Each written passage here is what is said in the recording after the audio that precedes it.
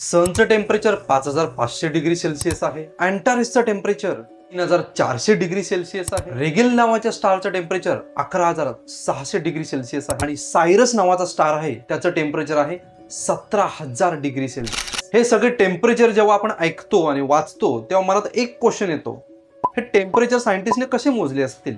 आपण तर पृथ्वीवर, तो स्टार किती लाखो करोडो किलोमीटर दूर, तिथे काय तुम्ही थर्मामीटर घेऊन जाणार का? मग टेम्परेचर मोजलं कसं? फिजिक्स मध्ये एक लॉ आहे, वीन्स डिस्प्लेसमेंट लॉ.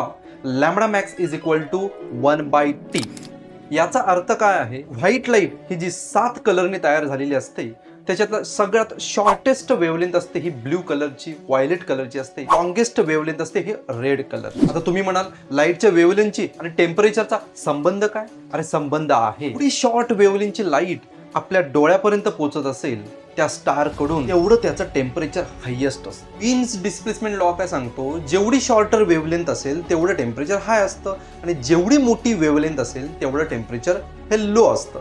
आता हे शोधलं कसं हे जर तुम्हाला शिकायचं असेल, मला spectral distribution of black body हे तुम्हाला शिकायला लागेल. या व्हिडिओच्या कमेंटमध्ये मी लिंक टाकलेली आहे, तिथे जाऊन तुम्ही संपूर्ण व्हिडिओ बघू शकता आणि आपल्या चॅनेलला सबस्क्राईब करायला विसरू नका.